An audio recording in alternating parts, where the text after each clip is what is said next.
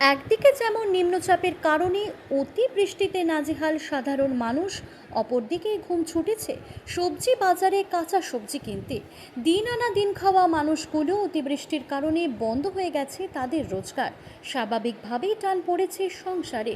তার উপর নাগালের বাইরে কাঁচা সবজি, ঝিঙে, পটল, মূলো প্রতি কেজি 80 থেকে 90 টাকা এবং বেগুন ও কাঁচা লঙ্কা বিক্রি হচ্ছে 120 টাকা কেজি দরে।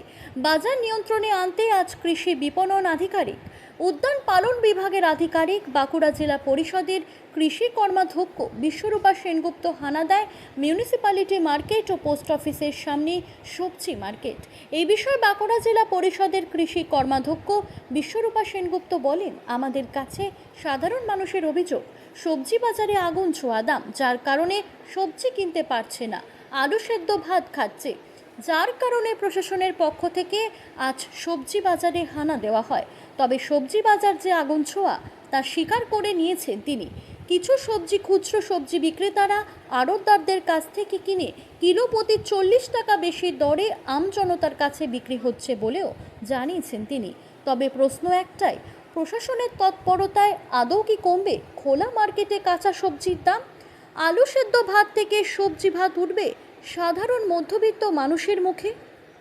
আছেন সবজির এত আগুন ছোঁয়া দাম যে তারা সবজি কিনতে পারছেন না, শুধু আলু সেদ্ধ ভাত করে খাচ্ছেন। তো যার জন্য আজকে আমাদের দপ্তর থেকে আমরা সবাই এগ্রি মার্কেটিং দপ্তর থেকে আমরা সবাই বেরিয়েছিলাম।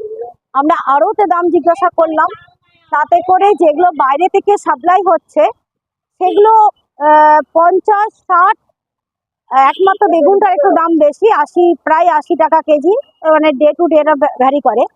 কিন্তু আমরা বাইরে এসে দেখলাম যারা খুচরো সবজি বিক্রেতা তারা সেই দামগুলোকে প্রচুর পরিমাণ বেশি দরে বিক্রি করছেন আম জনতার কাছে। আমরা কয়েকজন আমরা যতগুলো দোকানে ভিজিট করলাম, যেখানে ওনারা বেগুন কিনছেন 80 টাকা কেজি দরে, 90 টাকা কেজি দরে, সেখানে 120 টাকা কেজি দরে বিক্রি করছেন।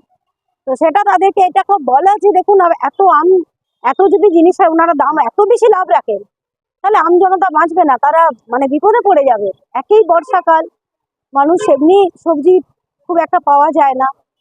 তো যার জন্য আমরা আজকে একটা মিউনিসিপ্যালিটি মার্কেট ভিজিট করেছি। আমরা আগামীকালও আরো কোনো একটা মার্কেট ভিজিটে যাব।